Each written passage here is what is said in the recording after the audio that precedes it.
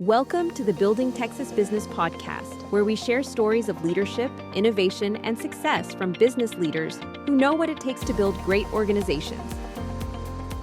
Building Texas Business is brought to you by Boyer Miller, providing counsel beyond expectations. Learn more about how Boyer Miller helps businesses navigate opportunity and growth with clarity and confidence at boyermiller.com. Now, here's your host, Chris Hanslik. Hello, and welcome to our 5th anniversary of Building Texas Business. 5 years ago, we started this project, and without your support, we wouldn't be here today. So thank you for that. Featured in our 5th anniversary episode is Bethany Andell, the president of Savage Brands. In this episode, Bethany talks about some of the changes that we've seen in the business environment over the past 5 years, including how businesses have gone from planning for change to planning through change. Bethany, welcome back to Building Texas Business. Thank you. 5 years. I know. It's just, first of all, I can't believe that it's been 5 years. And thank you for you and your team for being not just part of what started this, but along the whole journey. Absolutely. It's been a blast to watch it grow. So let's go back. So you were literally one of the first guests 5 years ago. So when you think back to what we were talking about then, what do you think is some of the biggest changes in business today? I think what comes to mind for me on that is we used to plan for change. Like you knew things were going to change and you would try and plan for change. But now it's all about planning through change. It's well put. Right? I mean, I talk to clients. I know I feel this myself. I'm sure you do, which is we're driving down the freeway at 80 miles per hour, trying to change the tires at the same time. Well, that just is now. That's not a moment in time, like that big credit card expense that you think is a one-time expense, but it's not. Right. It's every month. Like that. That's how I feel. I don't know. My world has changed, at least in business, that way. Yeah. Even to some degree in my personal life. So. For sure. So what? I guess. Kind of on that line, you're out in the community a lot. What do you hear maybe from CEOs that maybe is on their radar more than it has been in the past? Really, and this is, it's all really, I think our whole conversation is just going to kind of tie in a bow, right? Around, I'm going to say the word maybe is velocity or speed and how to make decisions with this pressure of doing things faster and at the same time the world changing. Yeah. Like daily. All right. So I make a decision today based on the facts I have. Sometimes I make that decision and I communicate it to my team. And then tomorrow the world looks very different. Yeah. And so either I have to stick to that decision with a new set of facts or theories, and because I've already communicated it, or I've got to go back on some of that decision or change it and then re-communicate. Right. And I think that's just it's a really hard place to be. And then you've got these kind of outside pressures which is, investors wanting you to grow faster. Everybody wants everything faster. Right. A lot of consolidation and M&A, and you're dealing with that at Boyer Miller. Sure. That's just compounding that effect. And then AI is an obvious piece of that. Of course, and we'll talk a lot about that, I'm sure. Well, look, and you can't exclude, you said outside forces, the outside political, geopolitical things that are going on. All of that, and from my experience, has just created and continues to create an immense amount of uncertainty for everyone. So not just the leader trying to steer the ship. Right. Like you said, you've got to learn to pivot. But then that uncertainty, even though you may feel comfortable in that decision and comfortable in the changes that you have to make, the uncertainty within the organization is real. And I think sometimes as a leader, you lose sight of how big the impact can be at the lower levels of the organization. Absolutely. That you don't realize. Well, and they're looking to you for answers in times that you don't even actually know the answer. Right. So can I have enough, where do I show leadership and say, this is the vision and this is where we're headed and these are some of the bigger decisions we've made, and balance that with, I don't have all the answers. I don't know what tomorrow may bring. I want you to be on this ride with me, even with some unknowns ahead of us. It's just an interesting thing to grapple with, because you don't want to make anybody nervous. Right. That's the job's kind of calm the waters, That's right? right. That's and right. That becomes a daily effort. It's daily. So, obviously with advances in technology, and we've seen this not just now, but I think to your point, the velocity of the change is more than before. Specialized services, as technology advances, can become commoditized. Right. When you think about kind of some of the core of y'all's business and helping people, build and maintain and grow a brand, when you look at that, trying to avoid the commoditization, what are some of the mistakes you see leaders make when they're trying to differentiate their brand in a world like this? I think one of the first mistakes is to think that what you are is a commodity. I mean, I understand that there are commodity markets. There was oil, but the company that produces oil is not a commodity. The people that work for you are not a commodity. And so if you think about just the value of even the Boyer Miller brand or the Savage brand, it's about our ethos, our purpose, how we act, the relationships we've built, sometimes our process. Like there are ways to think about how you can differentiate that aren't based on your product itself. Yeah. So I know with Savage, with marketing, you could say easily that AI is commoditizing a lot of the execution of the product we deliver. Mm-hmm. And that doesn't worry me, because that is not who we are. And that is not what differentiates us. Our products and what we sell and how we treat our clients will always shift over time. Yeah. So that's really good. So I guess maybe just go a little deeper there. So what are some of the things either you're doing at Savage to make sure that's happening, and how are you maybe working with some of your clients to help them navigate that to make sure it's not happening to them? Right. So a couple of different things. One is we're living in a world right now where we're teaching a man to fish. There's a lot of pull from our clients to say, hey, what are some of the things that we could do in-house now that we have AI? Yeah. But you want to be very careful because you want to do it the right way. And we've even started a new offering at Savage where we embed people at some of our clients. So we're trying to help their marketing organization and even their sales organization use AI, use these tools in the correct way so that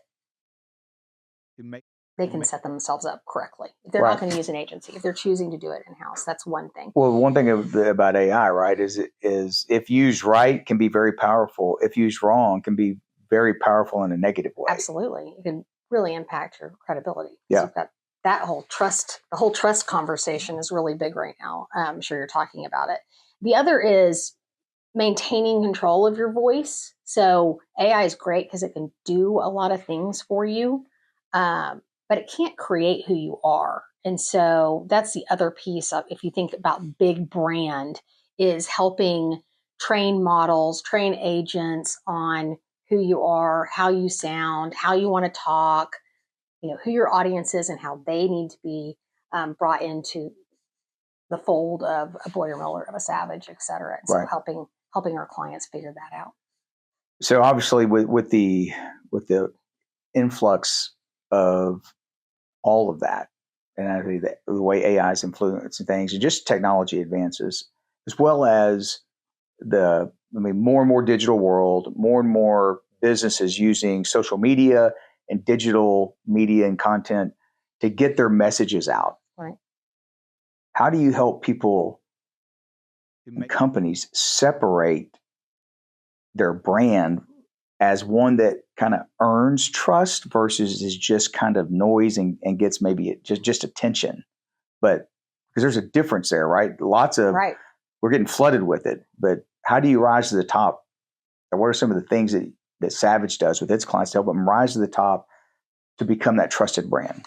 So 2 things. One, people trust people more than they trust companies. So we're seeing a rise in the importance of thought leadership coming from individuals, not just being the coming from the voice of the company, like under the label or the logo of the company. So personal branding, what's going to be Chris Hanslik's point of view. Where's your market authority? What are you going to talk about? That is going to build brand equity for Boyer Miller. But that's going to come through you because people trust you. Your network trusts you. So that's kind of one piece that is very important. The second, and this is a longer tail, is the follow through of the message. So I think it's really easy to think about marketing and brand building in terms of kind of lead generation and how do we attract the right customer or client to the company. But it's more important to say, okay, once they've signed that contract, once they've given you the retainer money, what's the experience that's going to be delivered? And that's where the rubber meets the road in all aspects. And it's interesting now that kind of the pull through of marketing, where it was more lead gen, is moving into customer experience, employee experience, and how do we build a reputation and therefore raving fans, and then those raving fans are trusted by others and they pull you back through the loop. So, yeah, it's interesting you say that, because I just read an article in Harvard Business Review about the importance of creating amazing experiences for employees and customers to create that loyalty. And the article talked about you want your customer or your employee to have such an amazing experience that they use the word love. I loved that. It's okay to use the word love in business. It is.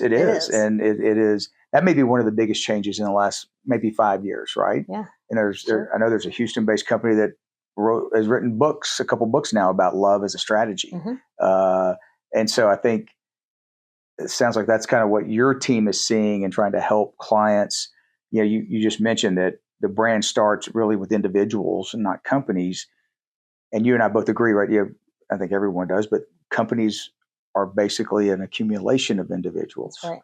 So culture becomes important. And your people are your brand. Yes. And so what do you see some of the best companies today doing to create those people-centric, employee-centric cultures, not just to build them, but to kind of grow and foster and nurture them? One is, this kind of global we as leaders need to be okay investing in the individual brand. So there's, of course, this fear that I invest, so much into Mary or Bob and their personal brand. Well, that's portable value. Right. So if I'm building them up and then they could lift out, that is certainly a risk I'm going to take.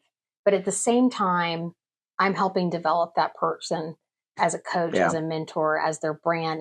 And I have to get okay with that, because I do know that during that process, they are also building a lot of value, creating a lot of value for my company, for my clients, et cetera. And I think that we just have an attitude. It's even hard to get people to, have their own employees in photographs because they're worried that the person's going to leave the next day. Then, it's a fear, and we have to get over it. I would say when you boil that down, right, there's a fear there, and what I think that fear is born by a lack of trust. That's right. Right. So it goes back to building trust and trusted relationships within the organization as a fabric of your culture. Right. And then I think the second thing that comes to mind is it's really easy to say, I know what I want from my employees, let's say. I want them to show up on time. I want them to work hard. I want them to give me discretionary effort. I want them to be highly productive. I want them to deliver 1,900 billable hours, whatever it is. But the lens is changing, where it's like, what do I want for? So if you're thinking about experience, what do I want for my employees? What do I want for my customers? And then you can design experiences around that. That's going to engage them, ingratiate them with you, and then build that loyalty, build that brand. Yeah. So it's interesting because we talk here about training, developing, growing, great attorneys, and we want them to build relationships that, bring in clients and great business to the firm, and knowing they could pick up and leave. So we want to do that while at the same time creating a culture where they don't want to leave. This is where they choose to be. Right. while doing all those great things as an attorney and a service provider to clients. Easier said than done, but that to me is that's the kind of the challenge, and to try to create that environment where people feel welcome, encouraged, they see the opportunity, and they align with what the organization as a whole stands for. Well, so on the client side, it's interesting too, because again, I could say I know exactly what I want from my clients. I want them to hire me to do all the work, right? I want them to pay on time. I want them to respect my opinions, all these things. What do I want for my clients? And so I'll use Boyer Miller as an example.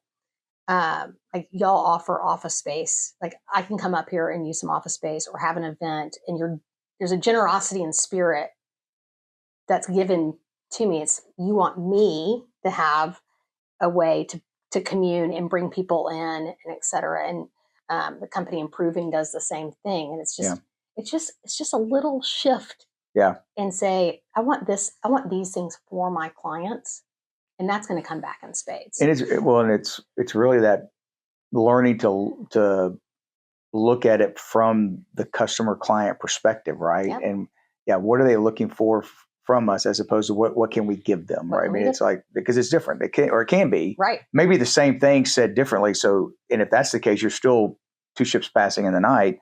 So it's what are their concerns, and what are the problems they're trying to solve, or what are they looking? What would make it a good experience for them? Right. And I think when you do that, you find you probably don't have to change much, but there are subtle nuances to maybe how you deliver your services. And back to commodities, how you deliver the service might be the thing that differentiates you. Yeah. So what, when you look at some of the culture work that y'all have been doing recently, are there any trends that stand out? We've been through a lot over the last few years. We have. Yeah. One thing that I think is really cool and very effective right now is I don't know if it's a trend, but there's research now, a research methodology that you can go identify your influencers by name. So it's like a 3 or 4 question. We use a company out of Copenhagen. It's very cool. Okay. But in the past, if Chris had a message that he wanted to send through the whole organization, you would have, this town hall, the cascading message, and then it all falls apart on bigger companies at the L2 or L3 level. Or maybe you invite everybody into the communication. The same communication goes to all of your employees. And that's how you get information out. And so now we're using influencer research to say, okay, this 3% of the company has influence over 85% of the company. Let's talk to them. And they're the voice. Interesting. They have all of the information we need, and they can make or break any sort of initiative we communicate in this whole company. To get them on your side. Yeah. So we're thinking like M&A integration, like that critical point, or leadership succession, or safety, like maybe there's big behavioral things like mindset shifts that need to happen inside companies. Kind of that going small to get big. Yeah. Is just changing the whole landscape of communications for me inside of organizations. That's fascinating, but it's like anything, right? You don't think about it till you think about it, and it makes total sense. Right. Because most of your organization is getting their daily information that way from social media influencers, right? So you see big brands picking a few people, and then they grow this following that creates following for the company. But you have those people in your company. Yeah. And sometimes those people are naysayers. Like sometimes it's not so good. Right. And you need to know that too, right? I mean, you need to know who those people are. Absolutely. And it's never who you think it is. So, we touched on this a little bit. Let's talk a little bit about AI, and where are you seeing kind of the opportunities for companies who are trying to adopt AI,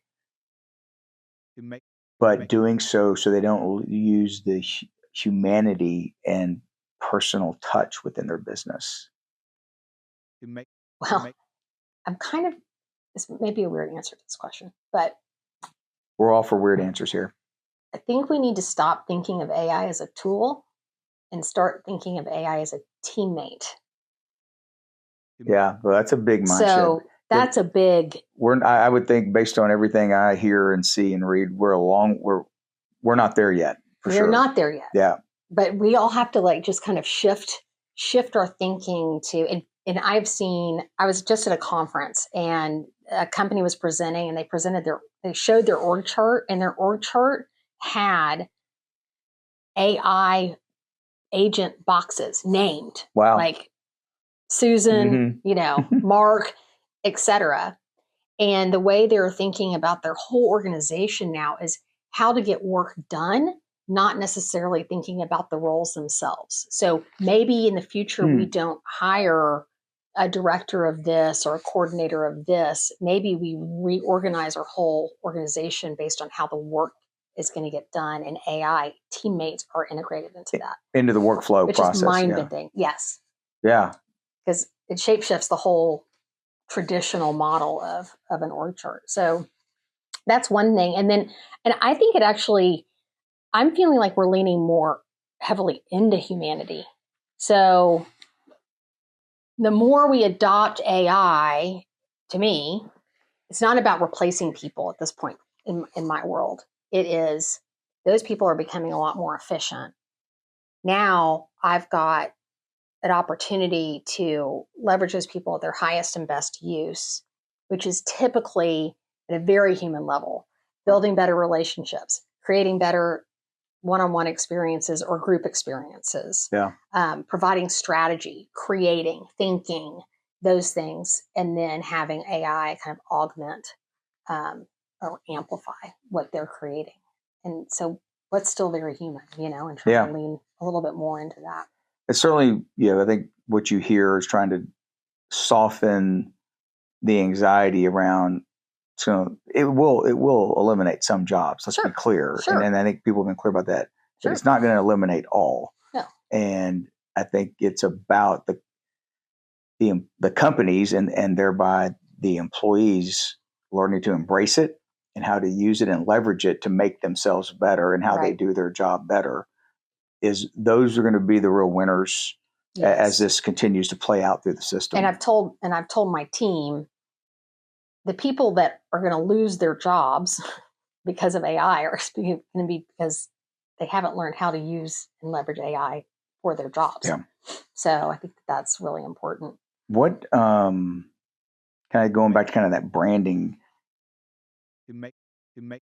Does AI make the brand more important or less important? More important. Because I think, let's go back to the word trust. Right. So everyone is out there. Everyone is capable. Like, we have an evening out of people's ability to amplify who they are and attract clients. And it's just noisier than ever. So then it boils down to, okay, which information am I going to trust? Right. And that's where your brand is. So even when you do AI searches, hopefully when your prompts, you're asking for only trusted sources. Right. So you want to be one of the trusted sources, which then folds back into how important the human beings are, the thought leadership, the quality and the authenticity, and the credibility of the information that any one company is providing. So I'd say brand is absolutely paramount right now, because AI can't create a brand. Right. Or the emotion. Correct. That emotional connection. So when you think about maybe then companies trying to launch and start today, what would be some of the advice you might give to someone looking to start a company, not necessarily about AI, but just given the environment, the overall business environment? What are some of the things you would say, be mindful of this, maybe watch out for that?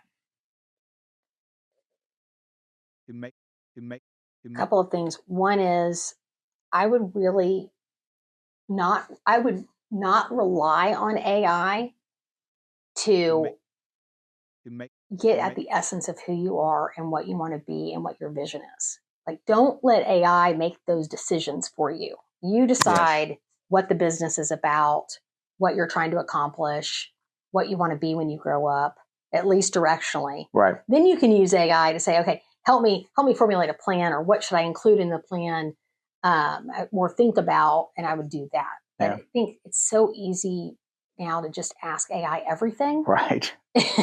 Well, it's a great point, right? I mean, you want, I think to be successful long term, your company has to have a soul. Yes. And an identity, and AI is not going to give you AI that. is not going to give that to you at But all. if you work on those foundational things yourself with your team, your partners, whatever, right. then your values. Your values. You don't want to ask AI to create the values for your company. No, because then they would not be your values. That's right. Right? Correct. Correct. So now this is an interesting thing though, because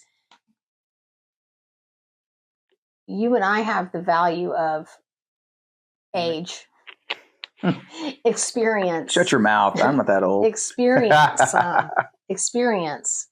And so I don't know coming up, people that the generations growing up with AI, I don't know what that will look like. Yeah. Because we have, I won't say how many years. Experience. I like that. We have experience. Yes. Well, and I think that goes back to your point of the world wants it faster, quicker. And certainly that generation has grown up in that and wants it. And there's, and despite how old we are, I can remember early in my career being counseled by a mentor on the value of patience, which was hard to understand at that point. Because I'm like, I know. Even then, I think I was like, no, I want to make this happen. Let's go. And wow, that was a good lesson to learn. I heard it, still a little impatient, and I think, but over time learned that. And that was some very valuable lessons to learn that I hope we can pass down and at some point have that younger generation coming up appreciate some of the value of patience, and that doesn't mean slow. No. Because I get that the world's moving fast. Right. But, it's about taking your time to learn, make informed decisions, and learning from those decisions. Well, we talk about, how we've moved more into this remote and hybrid world and how difficult it is now to coach and train and give people the experience when you're not with them on a daily basis. Like how much of that knowledge transfer and experience happens because you're with each other in the same room.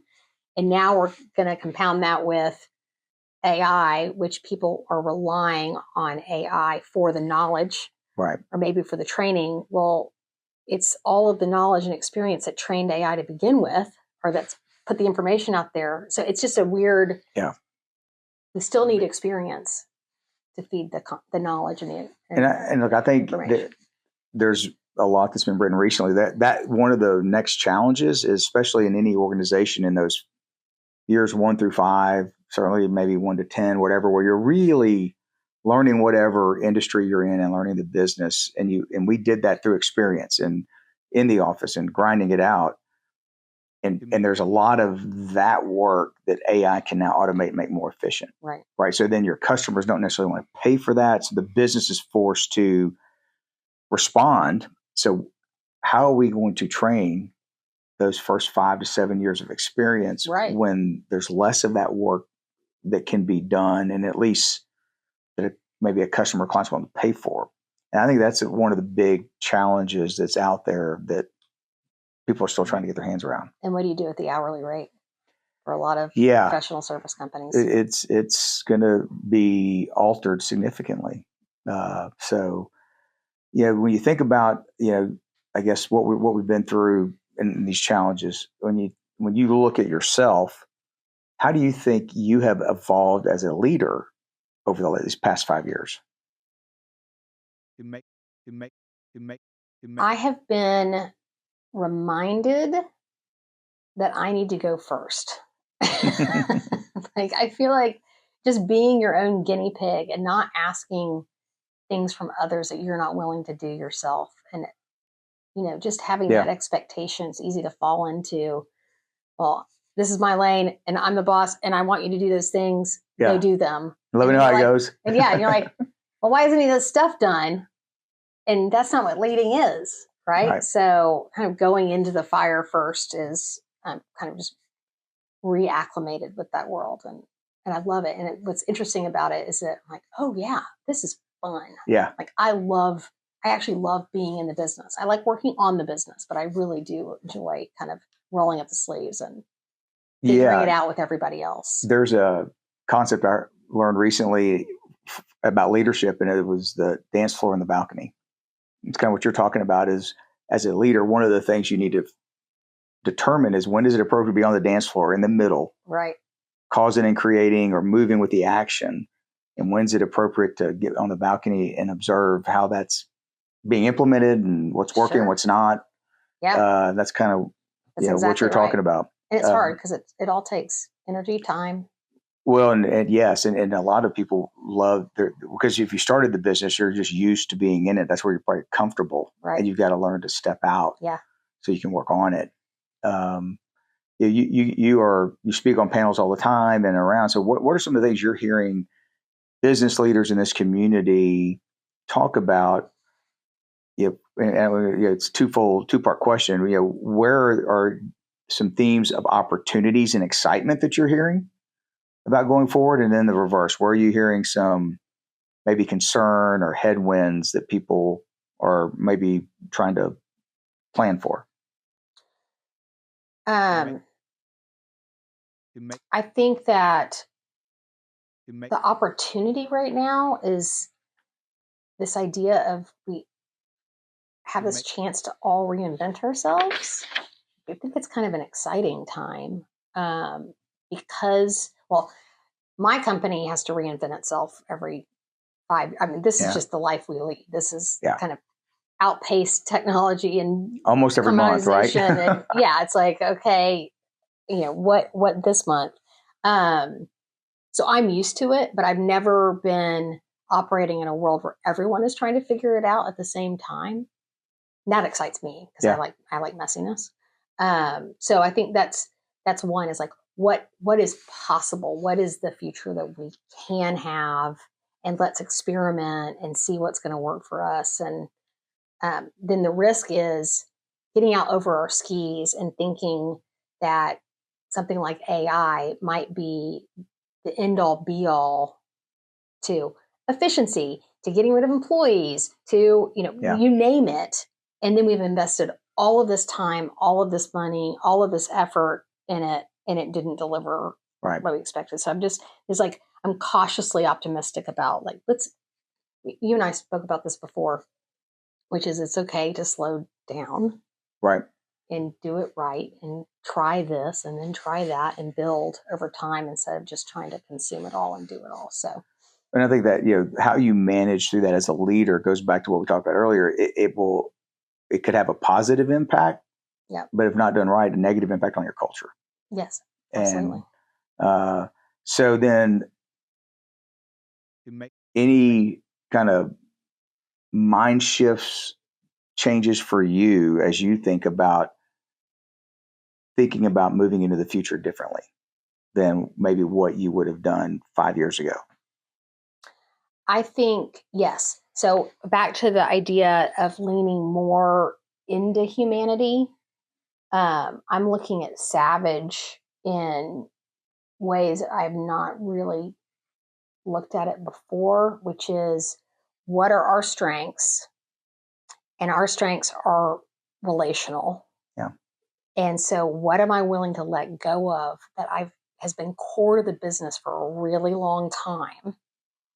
And can I just move really into this world of people, relationships, experience, brand experience, culture, customer experience, employee experience, and begin to let go of some of that execution piece and be okay that a client might do it themselves, or be okay that a different production agency, which may actually only be AI employees, be responsible for content creation and production.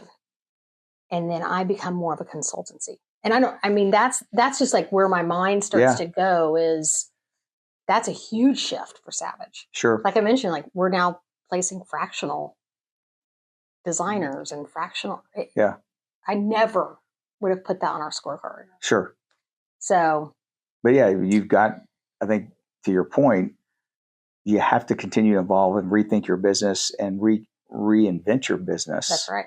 And how do you look at what's changing, and then where are the opportunities, right? So that's a fundamental thing that's never changed. Right. It's evaluate the landscape of what you exist in, and where do you see the opportunities, and how do you take advantage of them? I think the difference for me, the mind shift, though, is also being able to let go. Yeah. Because I'm a collector. I'm like, oh, we can do that, and we can do that, and we can do that. And don't let go of anything. It all makes sense in this universe, right? Right. And then, and you never let go of anything. And then, you're a generalist. Right. Which is not okay either. So that's been important. And then the other is just kind of this for my clients is looking at their strengths. I think we're in this world that's negative. Yeah. And when I think about the companies I work with and the best brands I know, whether I'm involved with them or they're just out there, they're focused on their strengths. Like we need to pull out the strengths, because ultimately the strengths will make all of those bad things go away and stop working on these like symptomatic. So negative. Right. There's a lot that's been written recently on that. I mean, I think you can't lose sight of where you need to improve as a person, as a business. But there's been so much written about those that don't lose sight of that, but their main focus is on their strengths and how do you enhance your strengths. That's how you really scale and go to another level. Right. And you think about it, it makes total sense, right? Because what you do really well comes natural to you. And some of that is learning. Maybe since we're not so good at something, we can let go of that. And you want to shore up your weaknesses. But if you spend too much time focusing on that, you won't spend enough time on what really makes you great. Right. And we have, as consultants, whether you're a lawyer or, branding, it's your tendency is to think of yourself as a problem solver. Right. So you're even starting the conversation with, what are the challenges? The negative, right? What's the problem here? And instead of where it should be, which is these great brands, these great companies, these great people within the companies bring all these strengths. How can we just pull that out? Yeah. And translate it? So it's exciting. Final question. What are you the most optimistic about as it relates to business when you think about the next couple of years?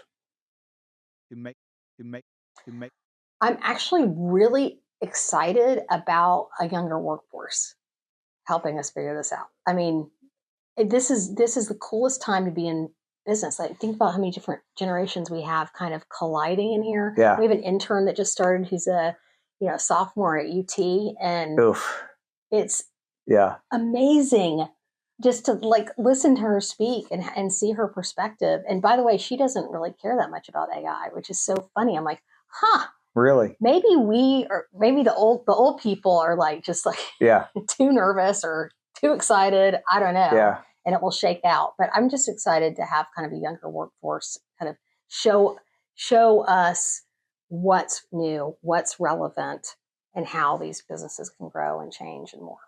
That's the opportunity. That's awesome. Yeah, I know. I mean, talking about being old. I mean, I said the one definition of old for me is when we start hiring people out of school that are my kids' age. Yep. I'm going to officially be old, even though I don't feel it, and we're there. Yeah. I'm sad. But it's going to keep us young. That's right. It's going to keep us relevant. That's right. And it's easy to poo-poo on younger generations, but they're going to know how to do this. Yeah. And so we just need to listen to them. That's great stuff. Well, thank you for coming back to celebrate 5 years. Thank you for all the support we get from you and your team at Savage in all of our marketing efforts. I mean, we get so much positive feedback from the community about our website, our social media, all the things that y'all are a major part of in our life, and couldn't be more appreciative of that. I love hearing that. Thank you. So, that makes me happy. I'll tell the team. All right. All right. Take care. Thank you.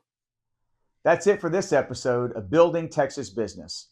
Don't forget to check out the show notes at boyermiller.com/podcast for insights and resources from today's conversation. Learn more about how Boyer Miller can help your business grow at boyermiller.com.